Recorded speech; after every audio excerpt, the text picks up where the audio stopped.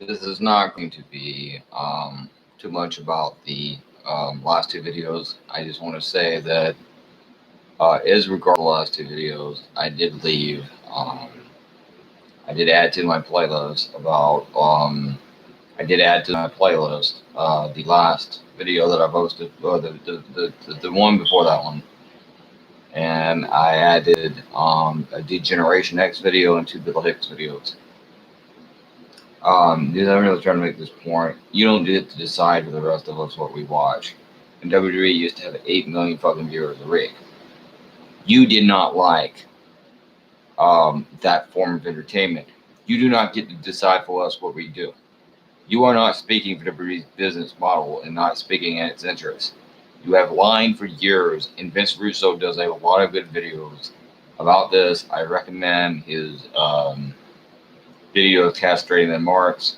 He goes into great detail talking about why these people don't know what they're doing, why they're frauds, why they don't care about how many people watch, and why they're destroying the wrestling industry. It's bullshit, and it's a greatest symptom of a lot of other things wrong in our society. We liked Attitude Era. We liked the girls. We liked the wrestler. We liked the edgier concepts. We liked stories. We liked characters. That's what made wrestling sell. You don't know that. You do not speak for us. You do not get to detail what we watch or why we watch it or what we're into or why we're into it. That is your fucking prerogative that wasn't good. That's your fucking problem. It's not ours.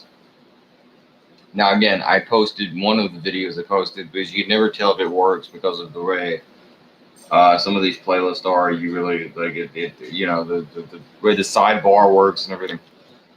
But I did post DX's Titantron or music video in it because that really sums it up. You don't get to tell us what to wear or talk, say, or do. We'll do what we want. We like the entertainment that we like. If you don't like it, that's your problem. Wrestling did very good under the Vince Russo model. You don't like that and you don't want to see that succeed. That's your problem. No one's making you watch that. Go watch Japan. Go watch New Japan. Go watch UFC. Go watch something else. Stay the hell out of my fucking damn thing that I used to watch and I've been watching since I was 6. It's none of your damn business. But yeah, I did add some videos to my playlist, and there's not many in it because I just got so sick and tired of these fucking marks, and they make me sick to my stomach every time I even think of them, and I don't like them, and a lot of other people don't, and they have fucked the wrestling industry and driven a lot of people out of that fan club or that fucking audience that used to be 8-9 million fucking people. There's 2 million fucking people now. Hey, Vinnie Mac, Vince McMahon, if you ever watch this, just know one of the main reasons you don't watch is because of what these fucking marks say. Because of what Dave Meltzer, Ray Killer, and these other assholes say. They don't know what the fuck we like. They don't speak for us. They don't know a damn thing. They don't know their ass from a hole in the ground. They don't understand wrestling. They like what they like, and they fucking want to watch that. And they're making money off a fucking concept in an industry that they have never worked in and that they don't understand, but they want it to be a certain way. And I don't care for it. I don't like what they like. I'm not a robot. They're robotic. It's not human nature to like what they like. I don't care about watching goddamn 3 hours of goddamn 30-minute matches of a bunch of vanilla midgets flipping in the ring and no one else does. Yeah, I like Sable's titties. I'm sorry if that makes me a misogynist, and I really don't give a fuck what you think. Beyond that, going on to the Democratic Party, look, I've said before I'm voting for Joe Biden this time. After this, I will not be voting for Joe Biden. The next time around, I will not, or whoever the Democratic nominee is, unless they follow, and this is borrowing off his secular talks concept, but I will be so kind if to even say 2 out of 6, not even 2 out of 5, 2 out of 6. I will borrow from secular talk. My main interests are LGBTQ issues, that Trump, and again, I know he's sick. I'm sorry about all that, but talking about his presidency, he has greatly cut into transgender and tranny rights and obstructed them. For example, transgender people in the military, that's no longer a thing. Obama made that a thing. He has decreased transgender medical services and things that were covered by the government. He has done a number of things to harm the transgender community. But LGBTQ rights in general, if you're not for them, then I will not be voting for you. Unless again, and these are if you can support that or any of these 2 out of 7 things, I will. But if not, you're not getting voted for after this. After Biden. That's one. The other one is Medicare for all, healthcare for all, universal basic income. Um, what's the other one? Living wage, a living wage, or basic minimum wage for people. $15 an hour minimum wage, or somewhere within that ballpark. And or ending the wars, primarily at least to start the Afghanistan and Iraq war, or at the very least a major reduction of troops in that region. Um, Another thing I really want to kind of barter with as far as minimum wage goes, or not minimum wage, but one of those things at least. I don't know, maybe I guess healthcare. One of those things I want to barter with. I want to barter with healthcare or the military, the prison industrial complex, and the criminal justice reform. We need to reform criminal justice, but also healthcare is very important. So one of those things I certainly want to see from whoever the next Democrat is after this time around. If you don't support one of those 7 things I just mentioned, or ultimately 6, but maybe 7, then I'm not voting for you. LGBTQ, all those various social safety nets and worker rights, and ending the wars. Those are very important to me.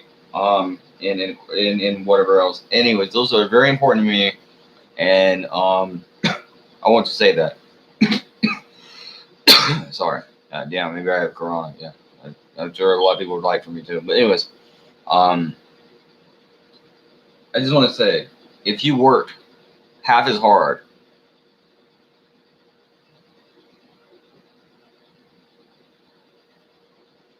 yeah, I tell you one thing, and I'll tell you right now to these marks, because you want to make all these incendiary remarks against wrestling fans because we used to watch Brian Penny's matches. Gee, I wonder if you're a woman and you have your infant son's circumcised, is that okay? Because you can't do that to a female, and they stopped that back in 1997. But you're going to worry about totally trivial, nonsensical bullshit on a goddamn television show aimed mainly at men. You know how stupid that is? And again, that's off subject. But the point is, yeah, anything that helps with healthcare, anything like that, I support. What I have seen out of Trump is a lot of talk about law and order. He ran on a populist campaign in 2016.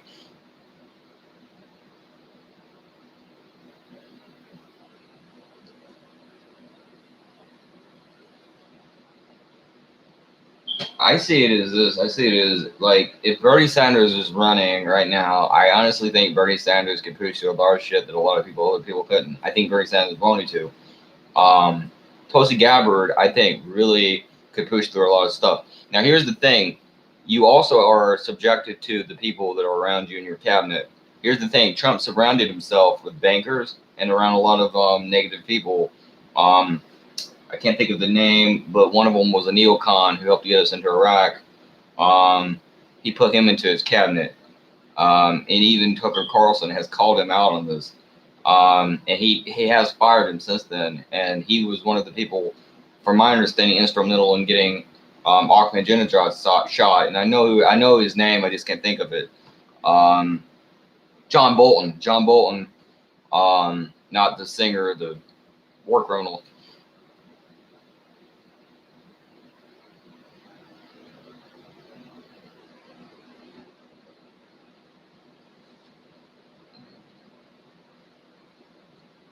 When you say Minutemen, I associate that with a border, but I don't think that's how you mean it. But the point is, yeah, I mean, I absolutely agree. We need to largely end the wars. I want to end the wars, reduce troop presence in these countries if we can't do anything else. Even Ron Paul, who is supposed to be one of the great conservative heroes, said, "We've marched in, we can just march out." I am not conservative on the borders, but I will say this: I do think we need a border.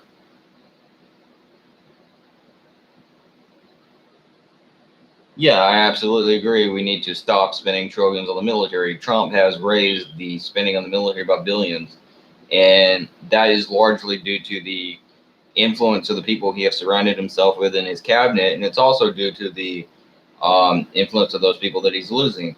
A lot of the people, like me included, because I did vote for him originally, we voted for him for the opposite of much of what was happening. Now, I did not care at that time about the borders, and now I am largely pro-immigrant. At that time, I was neutral on the subject. Now I'm pro-immigrant. But even then, I didn't care. What I voted for was I wanted an end to the Iraq War. I wanted an end to the Afghanistan War. I wanted an end to a lot of what's going on in the Middle East. And we were funding ISIL at that time, and they were not saying that. They were saying Syrian rebels. But by the time Trump took office, we had already known, really, this was ISIL that we had been funding. We had been funding Syrian militant rebels to overthrow Assad. And then Trump went in and he bombed Assad.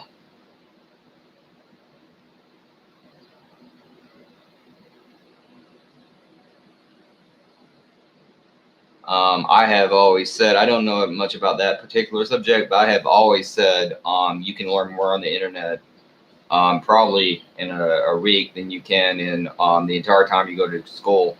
I learned more on the internet since I quit school, probably within a few years, than I ever did when I actually went to school. Now, here's part of the problem. We tell children in this country, you need to go to school, go to school. Then they go to school, and what do? We charge them up to the rooftop out of their mind with debt. And that is one of the reasons so many of them end up in the military, is to pay off student loan debt.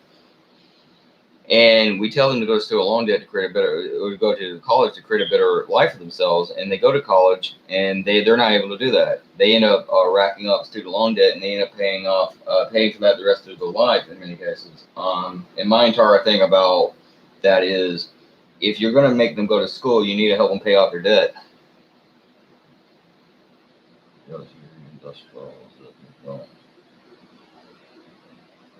Yeah, I mean, the entire situation is absurd. And there was a guy, Aaron Russo, and he's not related to Vince Russo, I don't think, but Aaron Russo even talked about, he was talking to Rockefeller, and there's this interview, and a lot of people say it's not real, he's just making it up, and who the hell knows? But he talked, and he also talked about feminism, and a lot of what feminism was really about. And it's not, and he talked about the situation in Afghanistan, and he talked about one of the Rockefellers talking about doing something, and then we would be over in these other countries looking in caves with these people we would never find, and it was to make money, basically. And of course, I mean, that's largely what happened. And I think it was, I mean, this was after that, but there was situations where people told about things that really resembled the situation we're in now, as far as the wars, the Afghanistan-Iraq war. People talking about the future wars would not be in Asia; they would be in Mesopotamia and the Middle East, and that's where they are now. As to where in the past they were in Asia. And this goes back to the 1990s and even to the 70s. As far back as the 70s, they were talking about we would be over in these other countries fighting these dumbass wars. What do you mean, neutered? Tell me what you mean with that. What does that mean? Country, everyone out of work, no money for labor, no taxes for the government. Oh, I'm sorry. I see what you're saying now. Yeah. Everybody's out of work, but I mean, you have to ask yourself the question: how much money were they making when they were at work? I mean, large amounts of people largely were broke or going bankrupt before that, and a lot of people were already out of work. I mean, we've been going broke since probably the financial collapse of 2008. They based a lot of the financial recovery on the Wall Street recovery, and they're still basing it on that. And they're saying we're making a recovery. Coronavirus did a lot of damage without question, but I think what it did, along with the current riots or protests or whatever is going on, and the reaction to the police corruption in this country, is simply letting people know how screwed we have been, at least since possibly since 2008. You could even argue 2001. There's no question in my mind. I mean, we've been going through a long financial collapse or decline.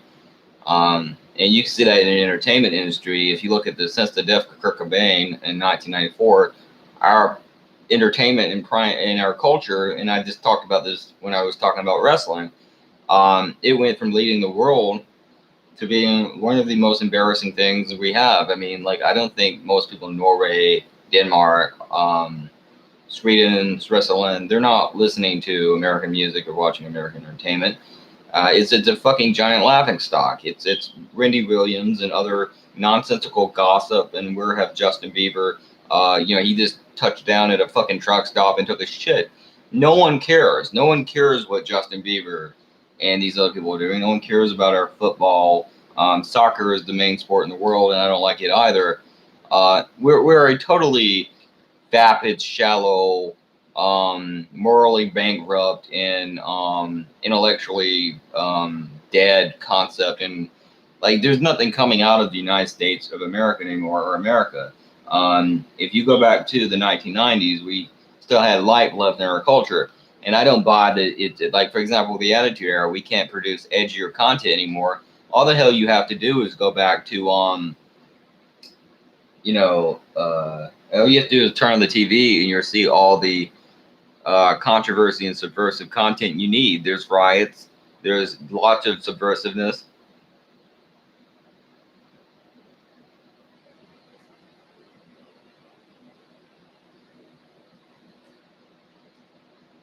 But again, I go back to WWE. If you go back, yeah, but I mean, you're right to a certain extent. They don't show new artists either. I mean, I even looked up. There was top rock artists of 1990s, or I mean, not I mean 2019. I'm sorry. And you had rock artists in 2019 that were producing decent music. Some of them reminded you a lot of grunge bands, and there were bands very influenced by the bands of the early 90s and Pearl Jam and Nirvana. And they were producing decent music, and I saw that on a playlist. I forget where, but it was the top rock bands of 2019. So they're out there, but they're not getting published or people talking about them. You're not getting the kind of edgier content that we should be getting. And I think Netflix, in a lot of ways, one of the greatest scams and fucking whatever of our time. I mean, they're not producing a great number of things either. Lucha Underground could not get coverage by anyone. Lucha Underground was a wrestling show that was very much a throwback to ECW, based off Lucha Underground or Lucha Libre, and it was produced by AAA. It was an American television show, and it was a lot like a video game, and it was produced very much to be kind of like a movie, and it was centered around like Aztec medallions, and they had a lot of supernatural concepts. It was very much like unlike anything else in wrestling. Now, while I like a little bit more of a grounded, more serious wrestling product, I still liked what they were doing, and it was a lot better than WWE and TNA and any of this other stuff. And they had an edgier product, and they were doing a lot of crazy edgier stuff, and they were doing good, and it just goes nowhere. Vince Russo got TNA 2 million viewers, and because of the interruption and the invasiveness of the network, if you've ever seen the movie Network, I'm angry and I'm not going to take it. You know, that movie, well, they cost TNA probably over 1 million viewers because they said we signed a wrestling program, whereas the wrestling, because he had a lot of stories and characters on the show. So it's a situation of they don't know, and they don't know what they don't know, and then they interrupt. And a lot of the people involved in the entertainment business would be possibly better involved in the canned food business, but who even knows? And you have other people like Alex Jones, who at least used to be subversive content, totally selling out. And he was always crazy, but I mean, hey, at least it made him entertaining. But now he's just a total sellout, and he's not producing the kind of thing he used to do. He's a crazy version of Rush Limbaugh, and he's not subversive. He's not edgy. He doesn't subvert anything. He's totally pro-government. He's a total Republican now. There's nothing about him edgy or interesting anymore. And I mean, that sucks, but it's true. And they don't want their kids to like dress like a girl. That's another dumb thing. What do you care what your kid dresses like? And I mean, there's so many dumb things in this culture. And I've talked about this now, male genital mutilation of children.